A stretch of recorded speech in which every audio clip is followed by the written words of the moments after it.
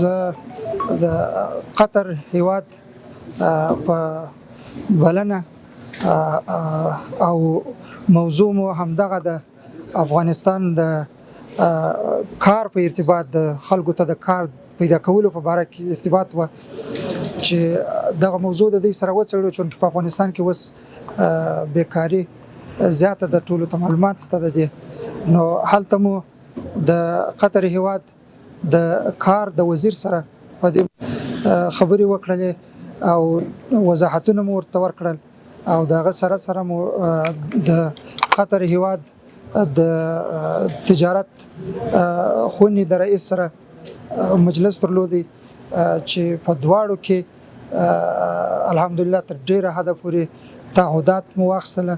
چې راتلونکي کې به یو میکانیزم جوړیږي د دې په اړه کې چې زموږ هیوادوال څنګه کولی شي چې هلته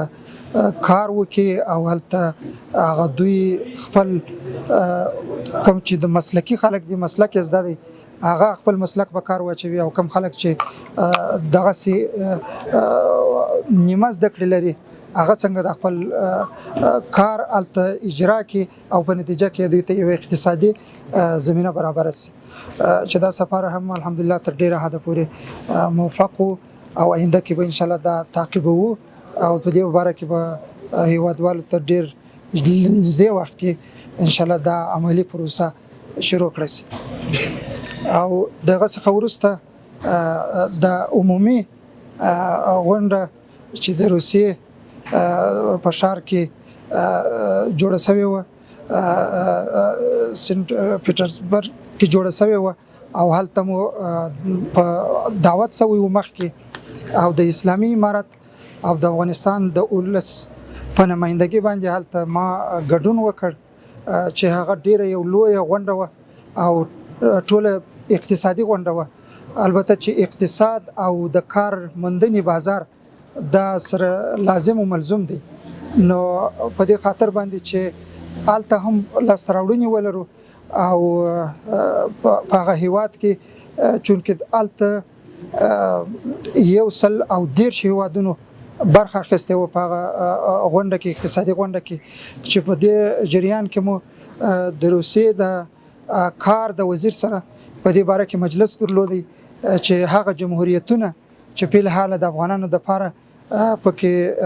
د کار زمينه برابرېدلی شي او په عین حال کې تر نورو ځایونو اسلامي شعار هم پر خپل ځای پاتې دي لکه چچنیا او تتارستان او د ورته نور هغه هیوادونه چې دوی هم نظر او مشوره دا و چې په غیر ارتباط په راتلونکي کې ان شاء الله د افغانانو څخه خصوصا د زراعت په بخش کې موږ کار اخلو او دا ژمنه مو واخیستل جنې او په عین حال کې د داغستان د اقتصاد د وزیر سره چې هغه یو جمهوریت دی د روسیې په هلته مو مجلس وکړي او د اتاق تجارت د رئیس سره مو مجلس ودرلودی چې هغه هم پر دغه موضوع باندې تمرکز کاوه او په دغه ارتباط مو د دې سره په عین حال کې مو د عمان د اتاق تجارت د رئیس سره په دې باره کې مجلس درلودی چې هغه ډیر دلچسپي وښوله چې موږ افغانانو ته ډیر ضرورت لرو د کار په مورد چې افغانان تر اوسه پورې په ډیرو هیوادونو کې ښه کار مخته وړی دی او همدارنګه د ترکمنستان د اقتصاد د وزیر سره مو مجلس درلودی هم په دغه ارتباط چې کچیر هغه پروژې چې په افغانستان کې د ترکمنستان د خوا څخه شروع کیږي چې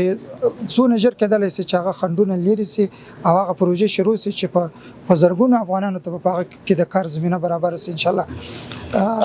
همدارنګه په دغه د غونډې په جریان کې مو د نورو هیوادونو مختلفو استازو سره چې په هغه تجارتي بخشونو کې غټ تجاران و دغه سره کوم مجلس درلودی په عین حال کې د جرمني یو تاجر و او ډیر په لویه سطح تجارت و دغه ټول نه مخکې خبره دا و چې اروپا کې وس افغانان یو افغانانو ته تکلیف ډیر کړیږي او بل دوی یو قانوني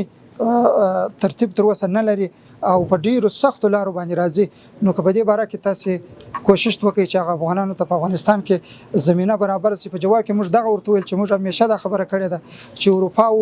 امریکا او نور هیوادونه باید دغه طریقه ونه کړي چې په 100 کسان تشویقوي ولی په 100 کسانو کې 2 کسانو ته دغه ویزه نه ورکوي. دغه نور کسان ټول په سختو لارو باندې په ډیرو مشکلاتو باندې په لار کې څوک په دریابونو کې ختميږي څوک په لار کې پسې ورکیږي چې د آینده لپاره باید دغه مخه ونیول شي چې په دې باره کې هغه ډېر ژمنه وکړه چې موږ به د اروپאי اتحادیه سره په دې باره کې ستاسو د مجالسو زمينه برابر کوو چې د هر کال د مهاجرت په سیستم کې د مهاجرت د مخنیوي په سیستم کې ترکیه ته دوی 3 میلیارډ یورو ورکوي د دې په خاطر باندې چې د مهاجرینو مخه ونیول شي ولې دا موثره طریقه نه ده. بیا موږ دا خبر ورته وکړل چې تاسو خپل حکومتونو ته باید دغه خبره په ډاګه وکړي چې افغانستان کې دغه سیو زمينه برابر سي چې حالت په افغانانو ته په افغانستان کې د کار زمينه جوړه سي. دومره مصارف چې تاسو کوي چې ترکیه ته دونه 3 میلیارډ یورو ورکوي د هر کال نو دغه کېدل چې افغانستان کې تاسو یو پروژې په کار واچوي چې په هغه کې زموږ افغانان په خپل وطن کې په خپل ملک کې په خپل کار باندې مصروف سي. نو زه امید لرم په مجموع کې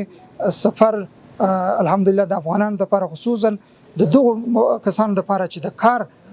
په لټه کې دي او کاري فرصتونه باید ورته برابر شي. زه خپل موفق بولم ان شاء الله چې آینده کې به هم په دې باندې کار کیږي یو میکانیزمونه ورته جوړیږي. یو خبره هغه ډېر بار کوله لکه د عمان هیواد یا مثلا د قطر هیواد یا نور هیوادونو هغه دا ویل چې افغانان باید په هغه سیستم باندې ځان عیار کړي چې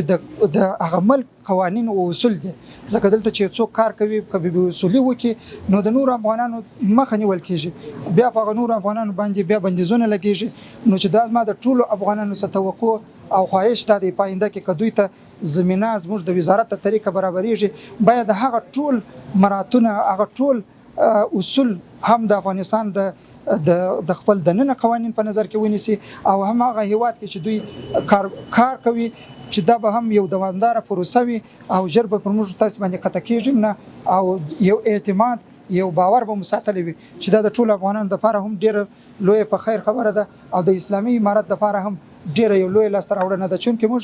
حالت پوره اطمینان د افغانانو په نمائندګي باندې ورکاوه چې افغانان به پوره خیال دغه هیوادو د قوانینو د کار په مورید کې ساتي او موږ تاسو ته اطمینان او ډاډ درکو. موږ چې آلته اطمینان او ډاډ ورکړی دي هغه موږ تاسو د اطمینان په خاطر ورکړی دي نو زه د ټولو څخه خواهش لرم چې موږ په دغه پروسه کې د زموږ سره همکار سي همکاري بیا دغه وي چې فقط هغه قوانین هغه اصول التمرات دي او نه دا چې آلته یو کس یو کم هغه هیواد ته وځي بیا په هغه مخ کې یا پسې ورکسي یا نور په نور شانو په لټه کې سي یا خدای نه کړه د سي حرکت وکړي چې هغه د بل وخت لپاره بیا د نور افغانانو هم مخه ونیسي نو دغه یو خواهش دي د ټول افغانانو څخه ځکه په دا زه د ځان لپاره یو لوی کار بولم او افتخار بولم چې زموږ افغانان باید په اسلامي هیوادونو کې او په نورو هیوادونو کې چې د کار زمينه برابرېږي باید دوی ته په ښه طریقه او دوی الته په هغه ملک هم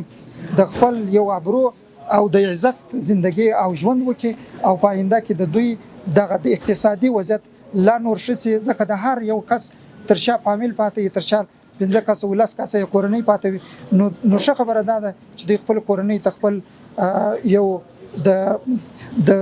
د معاش او د دې د ژوندۍ یو طریقه جوړه کی او په خپل ابرو عزت باندې خپل ملک ته ځي ورځي او بل تر ټولو متمرکز پر دی چې دا اوس کوم افغانان په خارج کې وسیږي د دې د لپاره موږ ویل چې دا په ټول د چې اوس په هر طریقه تللی دي غیر قانوني تللی دي که په نورو پاسپورتونو تللی دي که په نور ترتیب تللی دي دغه افغانان ټول باید په یو سیستم کې راسي او په یو داس ترتیب کې راسي چې دغه افغانان آینده د لپاره په خارج کې ونه زورېږي دا سینې چې دوی الته مزدوري وکي بیا شرکت مزدوري نه ورکوي یا دوی الته نور خلک ورسره ظلمونه کوي ولې دونه څوک نه لري چې شاته غږ پورته کوي دا به یو اصولي یو قانوني طریقه وي چې دوی بخپل د حقوقو دفاع کوي او د دوی څخه وزارت همیشه د دوی سره په څنګ کې وي او د دوی د حقوقو دفاع وکوي چې آینده کې د دوی دغه مشکلات راپسي دا اوس په حال کوم افغانان چې په نور هیوادونو کې اوسېږي ډېر مشکلات سره موږ ولیدل هلته ورسره کښېناستو خبرې مو ورسره وکړې په قطر کې مو د افغانانو سره خبرې وکړلې په نورو هیوادونو کې په دغه روسیه کې مو د افغانانو سره خبرې وکړلې چې د نورو هیوادونو معلومات راکاوه حتی اروپایي هیوادونو کې چې هلته دی اوسېږي یا په نورو هیوادونو کې اوسېږي ډېر په مشکلاتو کې دی موږ غواړو چې وارد دغه خارجي هیوادوال چې خارج ته تللي دي او په هره طریقه چې تللي دي هغو هم یو سیستم ور جوړ کړو یو طریقه ور جوړه کړو چې د آینده لپاره د دې دغه خپل ابرو او عزت او د دې خپل کوم مزدوري چې هلته کوي هغه په خپل وخت او په ښه طریقه باندې ورته ورسېږي سلامت اوسئ